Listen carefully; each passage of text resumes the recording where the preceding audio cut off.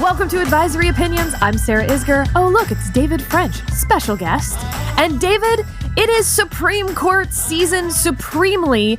Oral arguments start up again this week, and we've got two big ones to talk about in the next episode because they're happening right now while we're taping. The first is Murphy versus Missouri. That's going to be the one on the government's ability or interest in telling social media companies what information to take down and whether that will transform the social media companies into state actors, that coerciveness question. And the second one is NRA v. Vullo, another First Amendment-y, government-y case in which, the government in New York sent a letter out to insurance companies saying, boy, it'd be a real shame if you insured the NRA and then something bad happened, and whether that is coercive. So coercion, the First Amendment, state action, all of those things, very sexy for this podcast, David. High sex appeal. Yes, and I will note, not to toot this podcast horn, but let's toot this podcast horn. We were talking about this NRA v. Vullo case forever. I mean, when it first came out, it was screaming in all caps, important case, sets up a test. Everything about it was just reeking of importance. And so, yeah, and both of those cases, and they're very similar, the sort of the job-owning idea, how much can the government intervene? And I'm actually kind of surprised that they have both of them, that they took both of them, because the issues are quite similar. So anyway, we can talk about it more, but I do wonder if deciding one of them will decide the other one. Well, and there's certainly a reason they're being argued on the same day. The Supreme Court doesn't always put similar cases together, but when they do, pay attention. Yes. Speaking of which, David, we got two opinions on Friday because it's also that fun season where we still have some arguments going on, but we're also starting to get opinions from the term. It's very fun. So the Supreme Court had said in advance that Friday was going to be an opinion hand-down day, and I was doing the refresh thing at 10 a.m., just hitting refresh over and over again. We ended up getting 3, but 2 of those were the linked cases. Linkey versus Free and O'Connor-Ratcliffe versus Garnier. We talked about these around the oral argument. They are the questions around, boy, if there's a theme to the first 5 minutes of this podcast, social media, state action, and U.S. government officials. Yep. This was the question about government officials blocking people on their social media accounts and whether that's state action, whether it's violating your constituents' First Amendment rights or whether you as a state official are just exercising your First Amendment rights. And they were pretty different-ish cases. O'Connor-Ratcliffe was out of California with some school board members, and Linkey was the city manager in Port Huron, Michigan. We'll do a little bit of a deep dive into this opinion, David. It was unanimous. It was written by Amy Coney Barrett. It's a delightful little opinion. Yeah. But, spoiler alert, David, I don't think I agree with it. Interesting. So we'll get to the disagreements in a bit. First, we'll walk through everything she said. And I think it's worth highlighting, like all Supreme Court opinions, really, this is more than what it's about. So most obviously, of course, this is about the Trump blocking on Twitter and all the cases related to that, which were mooted out, remember, when Trump both left office and was taken off Twitter. This is basically the progeny of those cases that made it all the way to the Supreme Court. But in that sort of, I think, more interesting context of school board members, city managers, and the blocking isn't like Twitter where you can't see the person's posts. The blocking in this case was you can still see, you just can't comment anymore. So Justice Barrett's opinion, David, was a delight. It really was. From start to finish in its writing. And she is not known for her splashy writing. She's a pretty by-the-book writer so far, but she hasn't been on the court that long. This was not a by-the-book opinion. She looked to be having a little bit of fun with it. I'll read one example Fried, the city manager, also posted information related to his job. He described mundane activities like visiting local high schools, as well as splashier ones like starting reconstruction of the city's boat launch. Get it? Get it? Get it? Yeah, that's... Wait. That's not the best... That's not the best excerpt. Oh, I mean, I thought it was very good. Okay. Well, it's very good, but here's to me. Fried's readers frequently commented on his posts, sometimes with reactions. For example, "Good job, it takes skills," on a picture of his sleeping daughter, and sometimes with questions. For example, "Can you allow city residents to have chickens?" Fried often replied to the comments, including by answering inquiries from city residents. Parentheses, "City residents can have chickens and should call the planning department for details." Thank you, Justice Barrett, for letting all Port Huron residents know. And for those of us who don't live in Port Huron, but do want to own chickens, Port Huron is open for business. Well, and also, I was just reading it, and when the question was, "Can you have chickens in Port Huron?" I was curious about the answer, so I'm just glad she closed the loop on that. I was disappointed because I thought that the actually funnier way to do that would have been a footnote versus a parenthetical. Yeah. Footnote, for those who are curious. With citation, yes. All right. Back to the substance. So, here's the new test. When a government official posts about job-related topics on social media, it can be difficult to tell whether the speech is official or private. We hold that such speech is attributable to the state only if the official, 1, possessed actual authority to speak on the state's behalf, and 2, purported to exercise that authority when he spoke on social media. A few things on this, David. It's worth remembering what the Sixth Circuit test was, and why, how this got to the Supreme Court. Judge Thapar wrote that opinion, and his test was, and I'm quoting Justice Barrett's version of Judge Thapar's opinion, to sort the personal from the official, the Sixth Circuit asked whether the official is performing an actual or apparent duty of his office, or if he could not have behaved as he did without the authority of his office.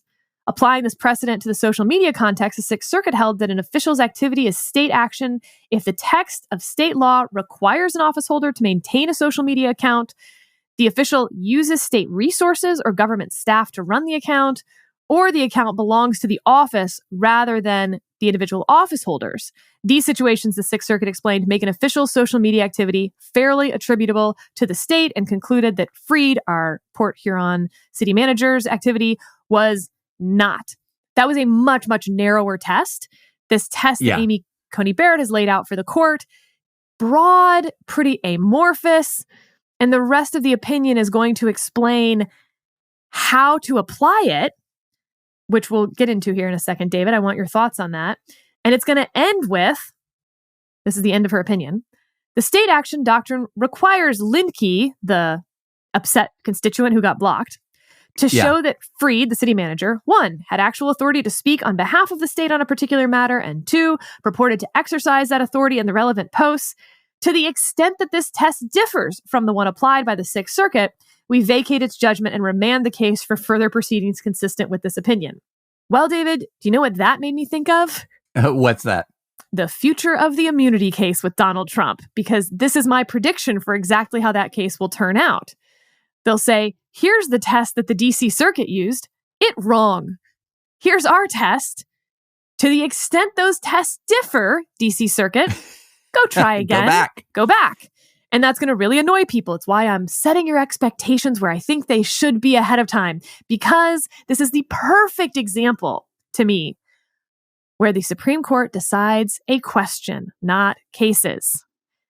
And people don't know that except if you listen to this podcast where I'm beating it into your head over and over again. But this is a really good example. They don't answer the question ever. They don't tell you what Fried is. Was it state action or not? You get to the end and it's like a cliffhanger. Come back for season 2 of Lindke versus Fried. And I will even say the reason that I think that the Sixth Circuit's test, yes, it was a lot more narrow, but it was a lot easier to follow.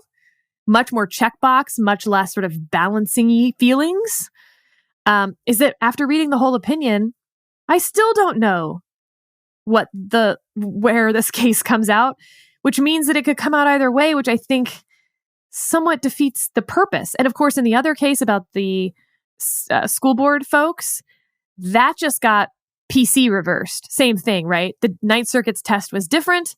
To the extent it's different from our test, go back and try again. So, David, two more things on the substance of this worth noting, one of which the first one will apply to another case. Freed, this is our city manager, did not relinquish his First Amendment rights when he became city manager. On the contrary, the First Amendment protects a public employee's right in certain circumstances to speak as a citizen addressing matters of public concern, citing Garcetti, a case that we've talked about a lot in the First Amendment rights of state officials. This right includes the ability to speak about information related to or learned through public employment, so long as the speech is not itself ordinarily within the scope of the employee's duties. Where the right exists, editorial control over speech and speakers on the public employee's properties or platforms is part and parcel of it. Thus, if Freed acted in his private capacity when he blocked Linke and deleted his comments, he did not violate Linke's free speech rights.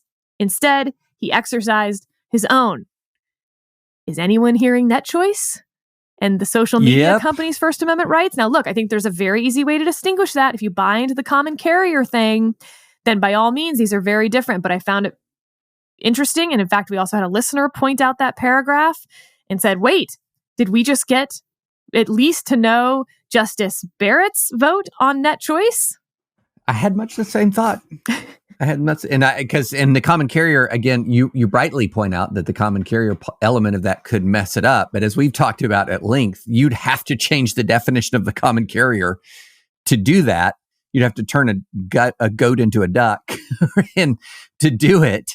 But yeah, that part of the opinion did really speak loudly. And one other thing on the substance, and indeed, it's Justice Barrett writing, one last point. The nature of the technology matters to the state action analysis. Freed performed two actions, which Linke objected. He deleted Linke's comments and blocked him from commenting again. So far as deletion goes, the only relevant posts are those from which Linke's comments were removed. Blocking, however, is a different story. Because blocking operated on a page-wide basis, a court would have to consider whether Freed had engaged in state action with respect to any post on which Linke wished to comment. The bluntness of Facebook's blocking tool highlights the cost of a mixed-use social media account. If page-wide blocking is the only option, a public official might be unable to prevent someone from commenting on his personal posts without risking liability for also preventing comments on his official posts. A public official who fails to keep personal posts in a clearly designated personal account, therefore, exposes himself to greater potential liability. David, I read that and was like, yes, this is why this whole thing is a mess. And then we didn't even discuss Twitter, where you block someone from being able to see anything you write. I mean, I take her point. It looks a little like the shirtless Boston City Council raising flags. Like, the answer, based on this opinion, to advice that I would give any public official is, you need separate accounts. Here's your personal account, and here's your professional one. And if you want to humanize yourself on your professional account, great. Post all the sleeping baby photos you want. Yeah. But then when someone says your baby's ugly, you don't get to block them because that's your professional. That's your state action account. Right. And this is why we can't have nice things. Yeah. I mean, I think the subtext here, and it wasn't even really subtext, was separate pages. Be clear, because she also said at one point, if you have a page and it's clearly marked as personal, well, that's going to matter to us. Doesn't give you carte blanche, but the fact that it's clearly labeled as personal is going to matter. So I think that the clear message here was separate it out. However, she's also saying, and the other 8 justices are also saying, but if you don't separate it out, that doesn't mean too bad, so sad, you're now a public figure for all purposes of all posting. It just means now we have to do this really complicated analysis. Gee, thanks. And it would be a lot easier if you just separated all of this out. I thought that was the clear message here. But Sarah, Justice Barrett, remember, I said if I was a justice, my name would be Neil Coney Bersich, because I have a kind of a Justice Gorsuch, Justice Barrett mind meld mindset. Here she's making the play for just to take all of that, because I constantly use offline analogies for online speech to try to help people understand. And what did she do? She used an offline analogy for online speech, which I thought was a really helpful analogy. I didn't. And please go through it. I thought this was really helpful because she was talking about not everything that you say regarding your job is going to be professional speech. And she used the example of, let's say you work for the city and you're at a cookout and someone asks, what time is the school board meeting or whatever, what time is whatever meeting? And you say at the cookout, well, it's, 10 a.m. on Monday or whatever. Did you suddenly in the cookout become clothed with official authority as you said the meeting time? And she was like, no, of course not. That would be a private communication of a public fact. It's not a public communication. And so she brought that back into the Facebook page and said, look, not everything that you're going to forward if you work for the state that's going to be state information is going to be a public communication. But that's a mess in social media world, because in that example, it is the person. It's one thing when I just reposted a press release from the fire department or something that's not your thing. Or she gave the example of restaurant, not reviews, but who has dirty restaurants, mold in the ice, slime in the ice machine. Mm-hmm.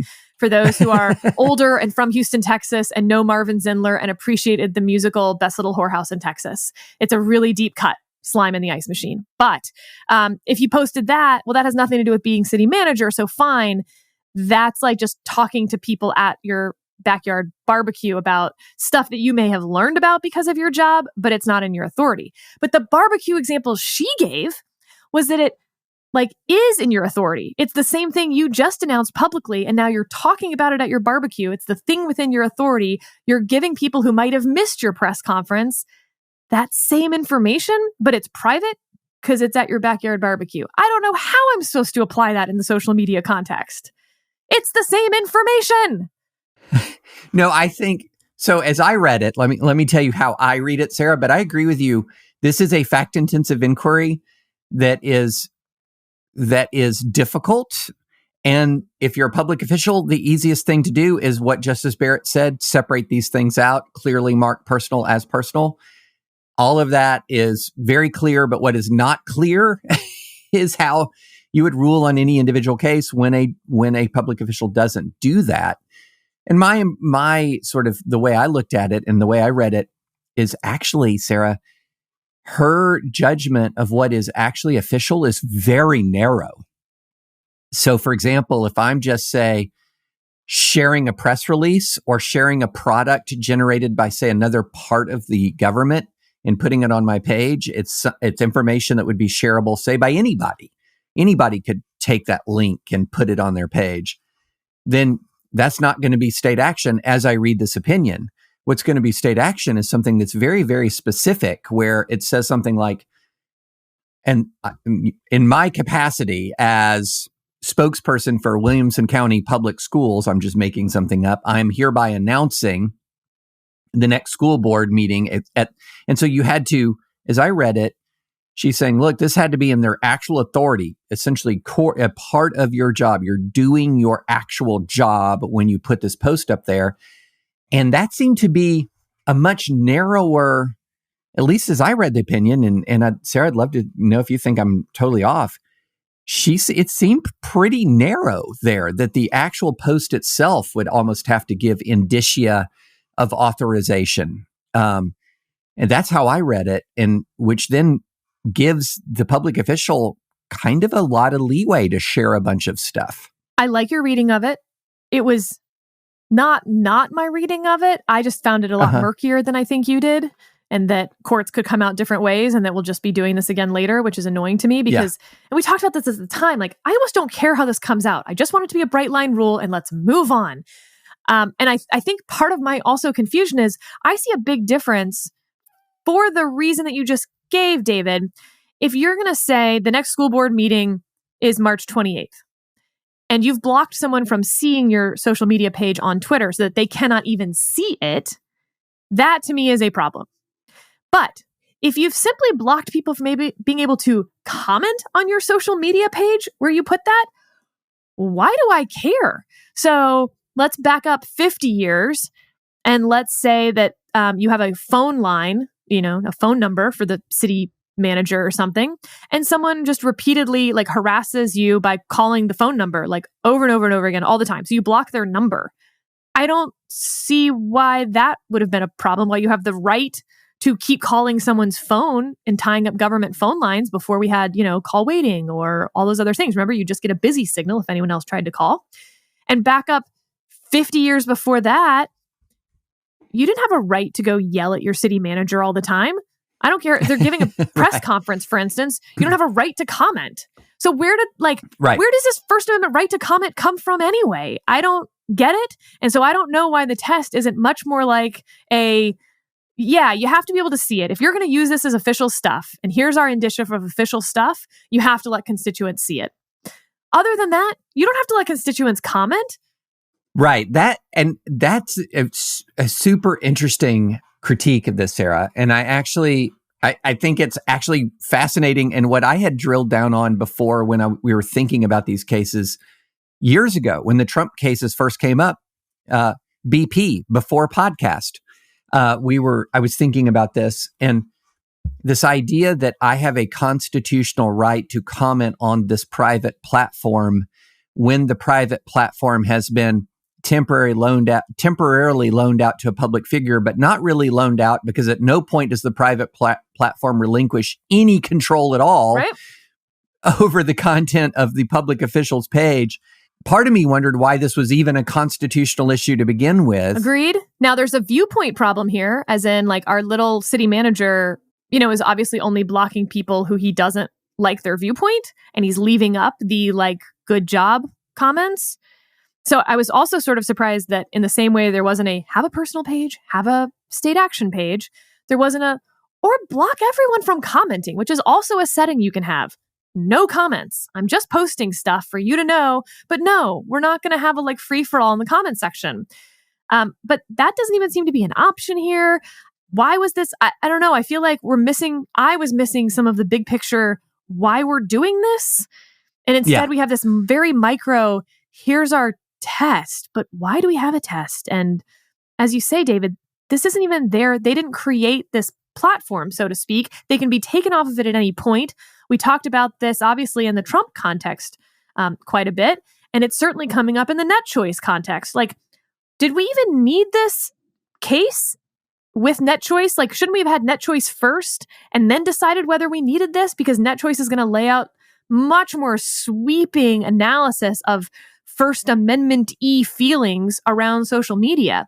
This felt small ball. Yeah, so I'm going to agree with you almost entirely on that.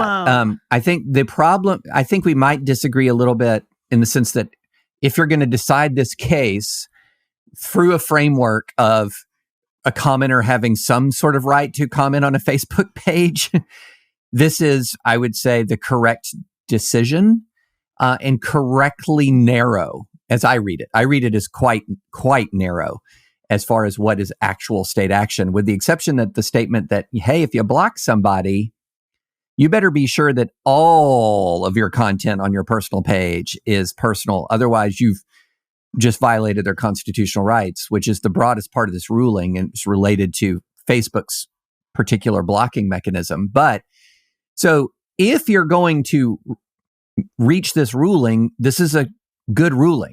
My question is, along with yours, why are we there? Why are we there? All right. Yep. Anyway. To put a bow on this, these will now go back to the 6th Circuit and 9th Circuit, respectively. I am not the world's foremost leading expert on Mr. Freed's Facebook page or on the Ratcliffe O'Connor social media account either. But, and this should tell you something, I have a prediction nevertheless. These cases are going to turn out exactly the same from the 6th Circuit and the 9th Circuit. In the 9th Circuit, the school board officials lost. And in the 6th Circuit, the deleted commenter lost. So we'll see. Of course, I, as you can probably tell, am not going to follow these cases very closely when they go back down. So listeners, someone let me know how these come out, or if they even keep pursuing the cases. Sometimes some of these 1983 cases are really just to see if you can get them to the Supreme Court, and then they kind of go away when they go back down. Next up, David, we had another Supreme Court decision that I thought was so interesting on a variety of axes, if you will. First of all, this was a 6-3 decision, but it wasn't that 6-3. Yep. Justice Kagan writes the majority, joined by the Chief Justice, Thomas, Alito, Kavanaugh, and Barrett. Justice Gorsuch writes the dissent, joined by Justices Sotomayor and Jackson. So, at the end of the term, when people are doing their stats about how much the Supreme Court sucks and how partisan it is, just you watch. Some idiots out there are going to include this case as a 6-3 decision. They're going to tell you how many 6-3 decisions there were. And I want AO listeners to be thinking to themselves, wait, you need to distinguish. It needs to be 6-3 along ideological lines if you want to tell a faithful story. Otherwise, the rest of the 6-3 decisions actually undermine your case that the court is so ideologically driven, because this is fascinating. Okay, next axis to consider this case on is simply Justice Kagan's writing style. We've said this before. She's such an incredible writer on the court. This is a very good example because basically no one is going to be able to tell you what this case is about because it's incredibly complicated. It's really hyper texty. And I don't mean textualism. I mean, there's a lot of text you're having to get through here. And the way Justice Kagan lays it out just has you understanding the question for the court better than any of the advocates, like anyone else. And that's the sign of a very good writer. It means you understand it so well and you have such command of the language that you can convey complicated things. So I'm just going to read her first 2 paragraphs because God knows I'm not going to be able to put it in my own words any better than she did. The safety valve provision of federal sentencing law exempts certain defendants from mandatory minimum penalties, thus enabling courts to give them lighter prison terms. To qualify for safety valve relief, a defendant must meet various criteria, one of which addresses his criminal history. That criteria, in stylized form, requires that a defendant, quote, does not have A, B, and C, where A, B, and C refer to 3 ways in which past criminality may suggest future dangerousness and therefore warrant a more severe sentence. In brief, with details below, A, B, and C are more than 4 criminal history points, a 3-point offense, and a 2-point violent offense. Listeners, you don't need to worry about that. If you're not already a federal prosecutor, it doesn't, for our purposes in this podcast, that doesn't matter. A, B, and C matter. The question presented is how to understand the criminal history requirement. The government contends that the phrase, quote, does not have A, B, and C, end quote, creates a checklist with 3 distinct conditions. On that view, a defendant meets the requirement and so is eligible for safety valve relief if he does not have A, does not have B, and does not have C. Or stated conversely, a person fails to meet the requirement and so cannot get relief if he has any one of the 3. The petitioner here instead contends that the phrase does not have A, B, and C sets out a single amalgamated condition for relief. On his reading, a defendant meets the requirement and is eligible for relief so long as he does not have the combination of A, B, and C. Or put conversely, he fails to meet the requirement and cannot get relief only when he has all 3. Today, we agree with the government's view of criminal history provision. Okay, I want to read one more part of Justice Kagan's opinion because it's so delightful and maybe is hitting me right, like maybe this was written for me. That's all I don't know. It feels like it might have been. She's explaining why she's, and the majority, the 6 in the majority, are going to hold that A, B, and C means, and David, you're going to hate this, or, right? And means or, suddenly. It means right. A and B and C, and she's going to explain other usages where that's similar. The practice is pervasive, indeed inescapable, in every kind of speech and writing. Consider this, perhaps half-remembered line from childhood. Again, not half-remembered for me right now. Quote, on Saturday, he ate through 1 piece of chocolate cake, 1 ice cream cone, 1 pickle, 1 slice of Swiss cheese, 1 slice of salami, 1 lollipop, 1 piece of cherry pie, 1 sausage, 1 cupcake, and 1 slice of watermelon. David, do you know what this is from? Well, I'm just looking at it. I mean, oh my gosh.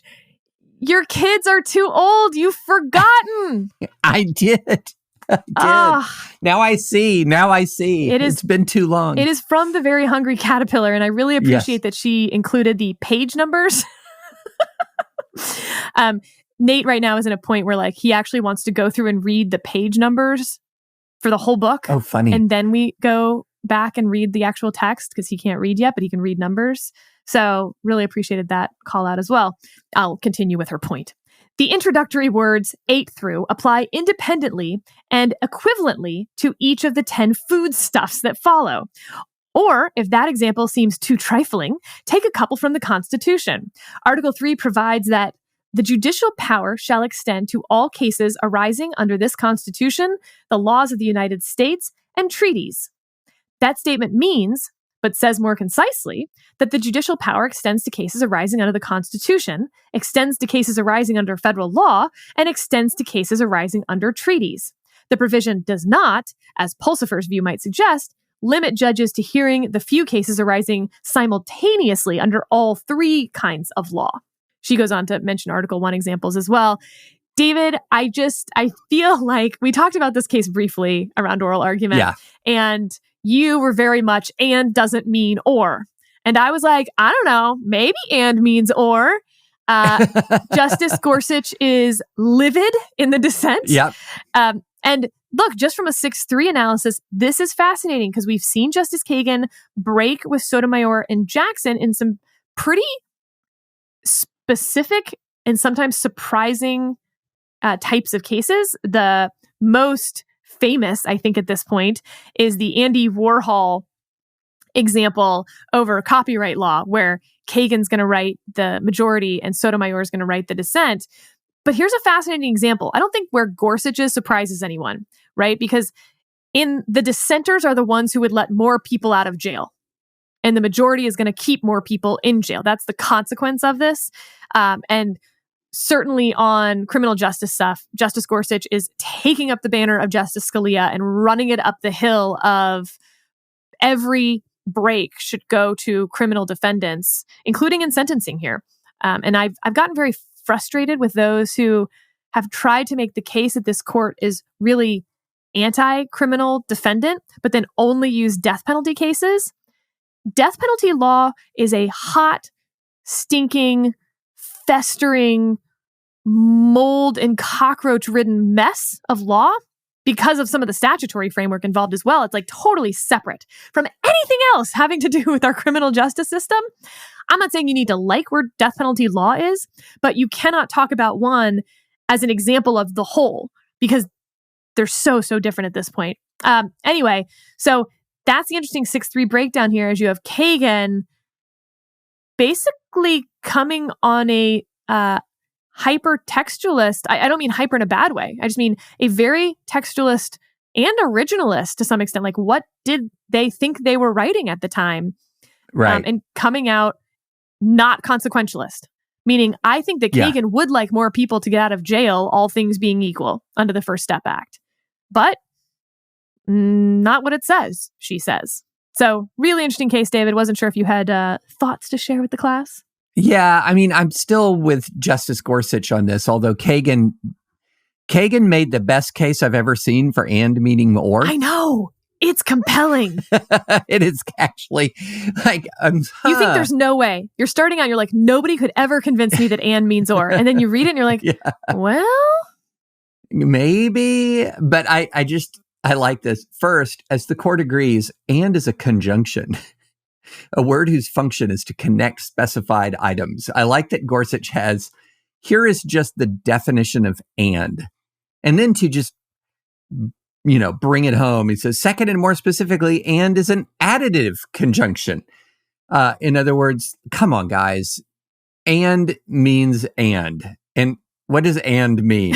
I mean, come on. And so I did appreciate that. But I will say that and I also think that Gorsuch makes a pretty compelling argument that how do we know and really means and here? One of the ways we know and really means and is if we read and as and not and as or, then it actually extends the reach of the statute. It's effectuating the purpose of the statute more effectively when and actually means and. So I thought that was a pretty compelling argument. But yeah, as I said, Kagan made me go, oh, interesting. Well, David, it reminds me of these two books. I just finished Fluke by Brian Klass. And by the way, if you're a Dispatch member, you have access to the Dispatch Book Club and right now you're getting a preview of the future books we will be talking about on Dispatch Book Club because I was super into Brian Klass's Fluke. You think it's going to be a book about chaos theory, and then, spoiler alert, he's going to convince you that free will doesn't exist. And it kind of reminds me of the and is not or. But that led me to this other book, which is incredible, How Not to Be Wrong, The Power of Mathematical Thinking by Jordan Ellenberg, one of Bill Gates's 10 favorite books, a New York Times bestseller. In this section right here, David, that I'm going to do a dramatic reading of. If you add up 10 terms of this sequence, you get about 0.999. If you add up 20 terms, it's more like 0.99999. In other words, you are getting really, really, really close to the store, but no matter how many terms you add, you never get to 1. Zeno's paradox is much like another conundrum. Is the repeating decimal 0.9999, etc., equal to 1? I have seen people come nearly to blows over this question. It's hotly disputed on websites ranging from World of Warcraft fan pages to Ayn Rand forums. I would argue that's not wide-ranging, but that's actually the same people. I know people on both of those websites. Okay. They're friends of mine. Venn diagram, yes. near circle. And they're all 15-year-old boys. Our natural feeling about Zeno is, of course, you eventually get your ice cream. But in this case, intuition points the other way. Most people, if you press them, say 0.9999 doesn't equal 1. It doesn't look like 1, that's for sure. It looks smaller, but not much smaller. Like Zeno's hungry ice cream lover gets closer and closer to its goal, but it never, it seems, quite makes it there. And yet, math teachers everywhere, myself included, will tell them, no, 0.99999 is 1. How do you convince someone to come over to my side? One good trick is to argue as follows. Everyone knows that 0.3333333 equals 1/3. Multiply both sides by 3 and you'll see 0.9999 equals 3/3 and 3/3 equals 1. If that doesn't sway you, try multiplying 0.9999 by 10, which is just a matter of moving the decimal point one spot to the right. Now subtract the vexing decimals from both sides. The left-handed side of the equation is just 9 times 0.9999 because 10 times something minus that something is 9 times the aforementioned thing. And over on the right-hand side, we have managed to cancel out the terrible infinite decimal and are left with simply a 9. So we end up with 9 times 0.99999 equals 9. If 9 times something is 9, that something has to be 1, doesn't it? Anyway, it goes on for pages trying to convince you that 0.99999 equals 1. And then, spoiler alert, in the end, he's like, yeah, we all know it doesn't equal 1. But this felt like and doesn't equal or does it? So, you know what? Math will teach you everything. David, we have a few more housekeeping things before we get to a nice little Brier-flavored dessert. First up, Professor Oren Kerr over at Berkeley, I just thought had a really fun, interesting thread. He's, of course, a Fourth Amendment expert, and lots of people like thinking about the Fourth Amendment in their lives. It's probably the thing that in some ways is the constitutional amendment you interact with most, other than maybe free speech. Right. Yep. So I'm going to read you a little piece of his take on New York City's new plan to do randomized searches of bags entering the subway. Is it constitutional? Professor Kerr says, I'm skeptical. This issue came up in a challenge to a New York City subway bag search program to stop terrorism in the subway after 9/11. The Second Circuit said this was allowed if the point was to search for bombs and terrorist weapons, as that's a special need beyond law enforcement. In contrast, this is being framed as specifically about preventing violent crime. I gather if there is a challenge, New York will argue that this is about stopping violence and that that's a special need, not just investigating crime, but preventing the loss of life from violent crime. They'll probably rely on cases like, Torsivia, which upheld taking away guns of people taken away for emergency psychiatric evals to prevent the guns being used for suicide or domestic violence. But I am skeptical special needs goes so far.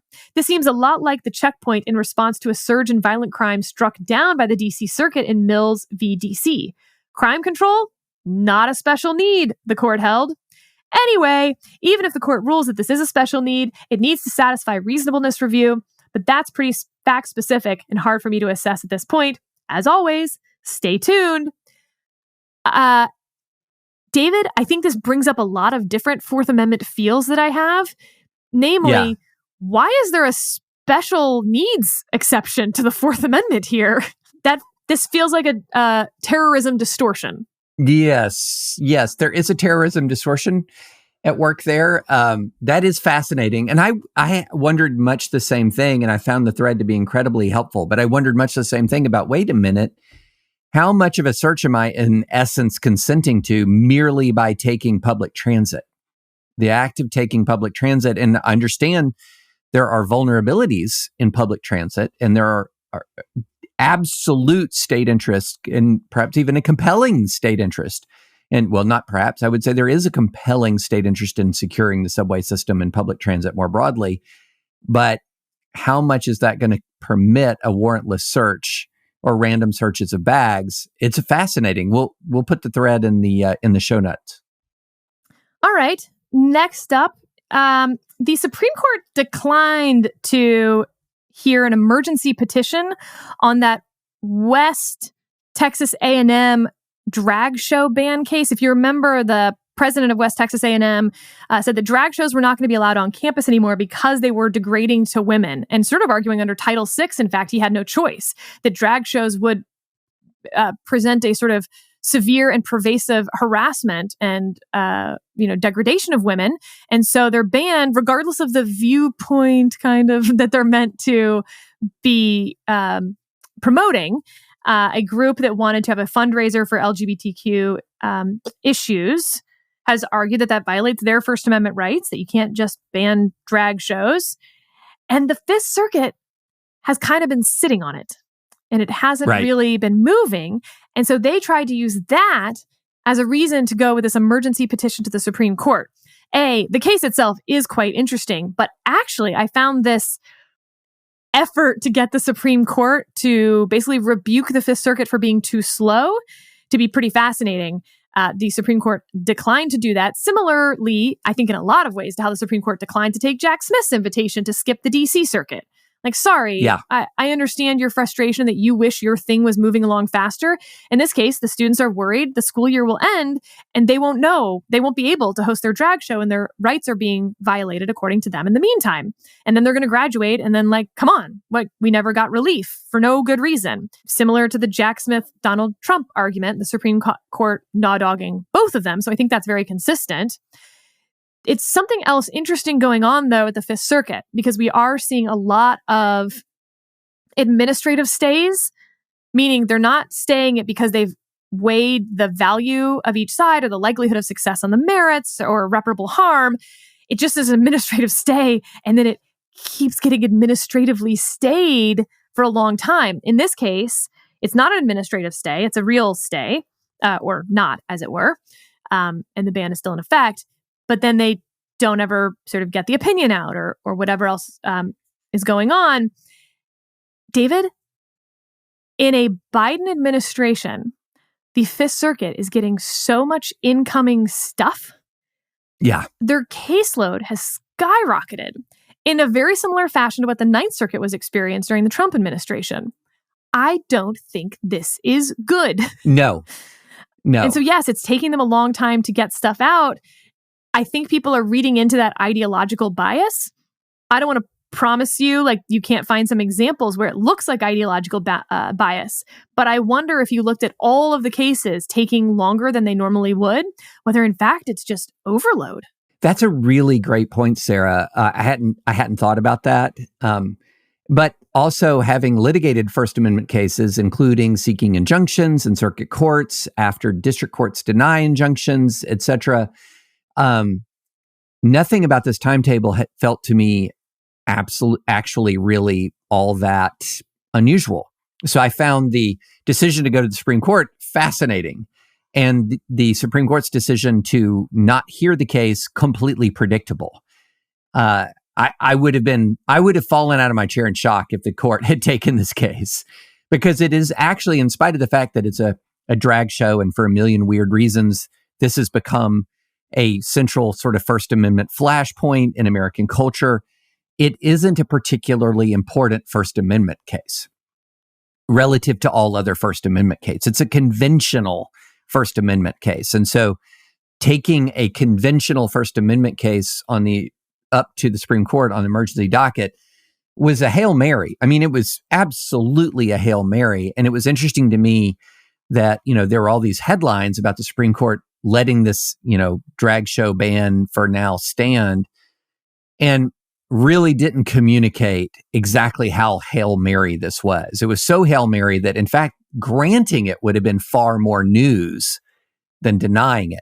So here we are, it's sticking with the Fifth Circuit. The interesting thing about the Fifth Circuit, though, to me, Sarah, is there are real divisions in the Fifth Circuit around the First Amendment. In some ways, it's one of the most interesting circuits because of those divisions, because we had a different outcome from the 11th Circuit in the net choice cases from the Fifth Circuit. And we talked about our Facebook journalist, for example, that came out of the Fifth Circuit, and the en banc decision of the Fifth Circuit. It's the most interesting circuit of all of them for the differences amongst the conservative judges on free speech issues. So I'm going to be actually quite interested to see how this thing turns out, because if this was the 11th Circuit, I'd feel like, drag show's going to have to be held. Fifth Circuit, I'm not so sure. Depends on that panel. Here's what's weird for me. In our cultural moment, I think it's a pretty easy call that this is viewpoint discrimination, that it violates the First Amendment. But if you take it out of our current cultural moment, and maybe you can't, the idea of someone outside of the group caricaturing a different group, right? This is men who dress up as women, as caricatures of women. Big hair, huge boobs, sky-high heels, massive amounts of lipstick and eye makeup. I mean, it is an insulting caricature of women. And we would never accept that. For instance, we don't with minstrel shows. I don't think anyone thinks that you have to allow minstrel shows on a college campus, or that wouldn't violate Title VI if you had multiple minstrel shows on campus every year as a fundraiser. Obviously, I think that would violate Title VI. So I don't know. Again, step out of our current cultural moment. This doesn't seem as easy a case as it does when you first sidle up to it. Yeah, I think the difference would be that the minstrel shows and blackface is reached a point where it is absolutely universally reviled, as opposed to this much more codes on a partisan basis than on a sex basis. But I guess that's my point. Should that matter? If it is caricaturing, does it matter what the actual description is, or does it matter what it is in our cultural moment right now, how it's accepted by other people? And I very much in our cultural moment, how other people view it, it is not seen as degrading to women by the majority of our culture. But when you're just describing it sort of objectively and factually, it is one group caricaturing another group that they're not a part of on the basis of an immutable characteristic. Yeah, I do think that we do actually have some interesting, an interesting case involving symbolic expression that is completely wrapped up in its cultural meaning. And that would be, for example, cross burning. So there's an example of which a cross could burn, and it's a different religion, it's a different sect, it's a different whatever you name it, and the meaning is totally and completely different than the way it has been interpreted for 100+ years in our culture. I love that example, because it is very possible to imagine some, new reason to set crosses on fire that are meant to send a totally different message. Right. So the message that is being sent, it's a very interesting, that's what gets this into the court's viewpoint job arena. To parse the message? Or is it an objective analysis? And I think you're right that thus far it has not been an objective analysis. But in these cultural moments where different people have totally different realities that they're living in, and so we're not sharing a cultural moment in a lot of ways. The objective analysis may be the better way through some of this, but it makes Title VI really much messier then also. Anyway, as you say, it is an interesting case. All right, one more amuse-bouche before we get to our Brier dessert. David, we have a settlement coming out of Florida. Yeah, so what's interesting, then, this is a settlement, and the only reason I'm going to use this phrase is because if I say HB 1557, you don't know what I'm talking about. This is dealing with a settlement dealing with Florida's so-called "Don't Say Gay" law, which was never a "Don't Say Gay" law.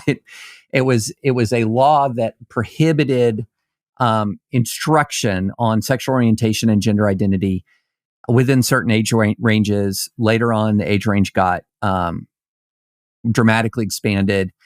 Lawsuit was filed. We've talked about this case because the interesting aspect of this case was, on the one hand, you would say, wait a minute, given the power of the state over K through 12 curriculum, given the power of the state over the words of K through 12 teachers when they're teaching.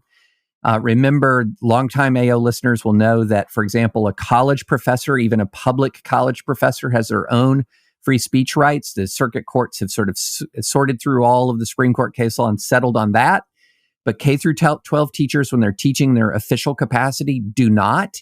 The state can absolutely dictate how they teach any given topic.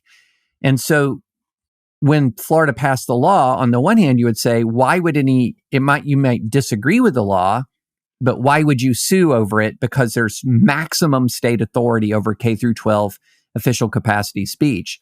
But then you looked at the law, and the law was actually very broadly and vaguely written. Sarah and I broke down some of the vagueness at length in a previous podcast back when the law first was passed. And so there was a settlement reached in the case, and the settlement was, in essence, deciding what it means to do classroom instruction and what is not classroom instruction. So all of the elements of what you would call sort of formal curricular instruction were included in the Don't Say Gay ban. Anything that would not be sort of considered formal curricular instruction, such as talking about your family or having books that deal with LGBT themes in the library or answering questions from students, all of that is going to not be encompassed within the ban. And so it was really what the settlement agreement does, Sarah, essentially is more precisely drafts the statute. And so both sides claim total victory. You had the plaintiffs saying, we won. Teachers can talk about their families. They can answer questions. There can be LGBT-themed books in the library. And Florida is saying, we won. We can dictate what the formal curricular instruction is. And so that's the outcome. Both sides are claiming victory. And I think the actual settlement roughly tracks where the case law is. Personal expressions are going to be protected. Libraries are kind of their own thing with their own standards around them. And the formal curriculum itself is the responsibility of the state.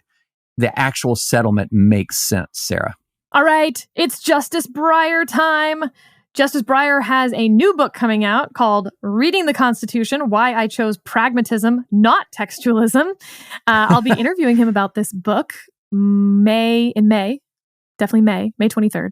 And boy, he's feeling a little spicy in this interview with the New York Times, David. I'll just read a couple pieces of it because it pretty much attacks everything, I think. I know. The Dobbs majority's hope that legislatures and not courts will decide the abortion question will not be realized, he wrote.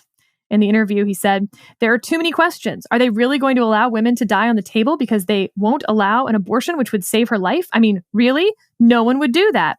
And they wouldn't do that. And there'll be dozens of questions like that. The book, this is now Adam Liptak, the reporter writing, the book is a sustained critique of the current court's approach to the law, one that Brier says fetishizes the text of statutes and the Constitution, reading them woodenly without a common sense appreciation of their purpose and consequences. Seeming to speak about Gorsuch, Kavanaugh, and Barrett, he writes, recently, major cases have come before the court, while several new justices have spent only 2 or 3 years at the court. Major changes take time, and there are many years left for the newly appointed justices to decide whether they want to build the law using only textualism and originalism. He added, they may well be concerned about the decline in trust in the court, as shown by public opinion polls.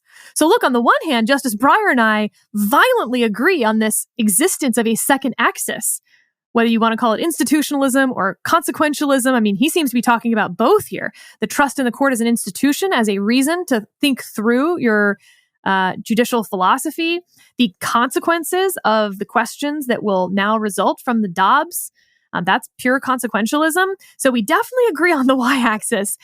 We seem to disagree on the hope that this isn't the court's job, that yes, we actually do want the legislature making these hard political culture war calls, that the more the courts are doing that, the more it will continue to drag down the courts. And if you care about the institution, you should want it to be the legislatures who get blamed and for them to have to take responsibility for their decisions, not just throw everything to the courts.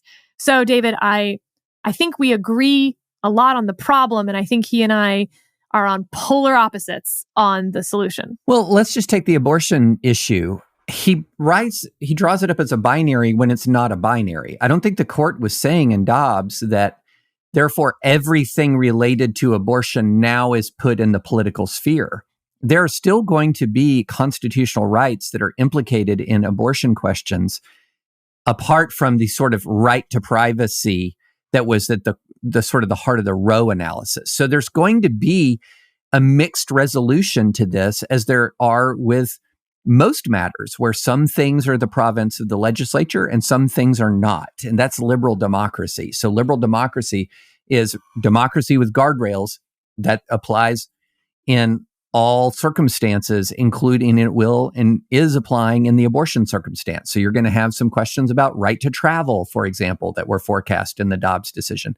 You might have questions if a legislature ever passed a law that would not even allow the life of the mother to be taken into consideration. There's going to be some interesting constitutional questions around that aren't necessarily related to the right to privacy so much as how much in what circumstance can the state sort of conscript your life, is a separate kind of question. So I do think that's a mix. That's a false dichotomy. I think one of his critiques of originalism resonates with me more than others, where he talked about originalism requires justices to be historians. I don't think overall that's true. As we've talked about with originalism, in many ways, there are ways of doing originalism that don't require you to dive into what every state legislature did for 25 years after an amendment was passed, for example. But I do think that sort of the text, history, and tradition version of originalism has some issues we've talked about. But sort of this idea that it's the role of the judges to not fetishize text really worries me, Sarah. that really worries me, because that to me is your definition of judicial supremacy.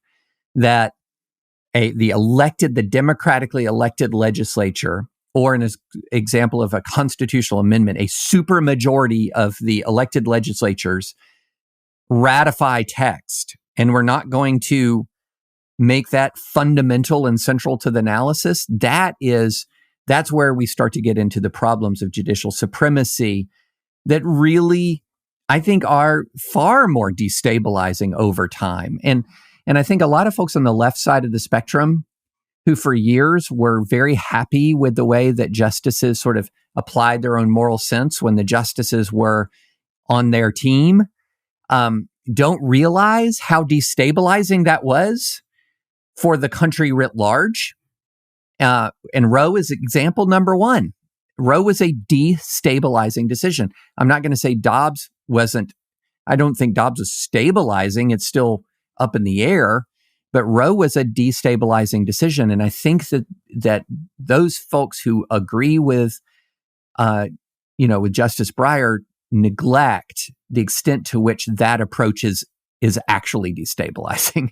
I think you put that very well, that there is something really attractive when it's Justice Breyer saying, think about the consequences. We should have judges take into account the values. This is a quote from him.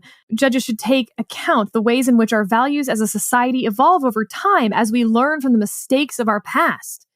Boy, I mean, it's hard to disagree with that when it's, the very kind, wise, smart Justice Breyer saying that. But now imagine it's a judge you really, really disagree with saying that, who you don't think is acting in good faith, let's say, or you just fundamentally disagree with their views on society. Imagine Justice Thomas saying that same quote. And then I want to do like a focus group of people on the left, and it's Justice Thomas with that quote, and people on the right, and it's Justice Breyer with that quote. And I think very quickly you see the problem with that method of judicial interpretation and why it's destabilizing compared to, yeah, look, we're going to try to figure out the best we can what the legislature was trying to do here. I think there are real disagreements we can have over whether judges are actually doing their best to determine what the legislature did mean in the text versus finding a way to get to where they would have been as legislatures, basically. I don't think they're intentionally doing it, but like it's sort of subconscious. Like, well, I can imagine being a legislator, and this is what I would have meant by the text. Therefore, it's what they meant by the text. I think that's a problem with originalism and textualism for sure. But in the sort of Platonic ideal of originalism and textualism, that's what you're trying to do, is just figure out what the politically accountable branches were attempting to do, whether that is constitutional according to what the founders were trying to do, and that's it. Versus picking 9 people who have their fingers on the pulse of our values of society and what we've learned from the past. And by the way, they're in their 70s and 80s. Yeah. Ruh-roh. Yeah, I mean, think about the internet cases. And, Justice Kagan was very self-aware about this when she said, we're not exactly the 9 greatest experts on the internet. If you are taking a position that sort of says you are applying a kind of rule of reason, common sense, final analysis that is not a analysis dependent fundamentally and primarily on the text, that again, that sort of what I would call judicial supremacy, then that is in no way more inherently stabilizing. There's not a universe in which that's more inherently stabilizing. It feels more stabilizing maybe for like a median reader of the New York Times because they appreciate Justice Breyer. Heck, I admire Justice Breyer a great deal. I don't like this approach. But yeah, it is. I just reject the idea that that's fundamentally more stabilizing to our body politic. The bottom line is, Sarah, as divided as we are right now in this country, I don't think there is such a thing as a, quote, stabilizing judicial method of interpretation, because somebody's always going to be supremely ticked off at one outcome, and they're going to ascribe malign motives to that outcome or to the architects of that outcome. And so I think the mere fact that the Supreme Court settles issues now or answers questions now is the central destabilizing factor of the court, because we're at each other's throats. Yeah, and I think Brier has a correlation-causation problem. He's pointing back to the time when it was, he, Justices Sandra Day O'Connor, Souter, and Kennedy, who were all very high institutionalist. And look what a stable time the 90s were. Well, I might argue that's not why it was a stable time in the 90s, because the 4 of you were institutionalists, that in fact, there was a lot of other stability in our political moment. How Bill Clinton gets elected, like, look at what Bill Clinton ran on that was so popular. This third way, sort of marrying in the middle, conservatism and liberalism and all of that. Like, the fact that that was popular should tell you about the mood of the 90s. And that, okay, yeah, so the court as an institution was more popular then. Everything was more popular then. And so, of course, it was easier to decide on the cultural moment and what we as society valued and sort of those high institutionalist ideas where you didn't need, I think, as much. Some shared like, well, we're just going to look at the text and do the best we can with it. And we can never run the other experiment, but I really believe that if you had, Breyer, O'Connor, Souter, and Kennedy on the court right now, it would not feel any more stable, because the questions that they're deciding are so inherently destabilizing to the country because they're not being decided by the politically accountable branches. Yes. And your point about the 90s, where you sort of had, look, this was the halcyon days of sort of a big consensus on American economic policy and, to a large degree, a lot of social policy. If you go back and you look at the Religious Freedom Restoration Act, for example, which Bill Clinton signed, overwhelmingly passed.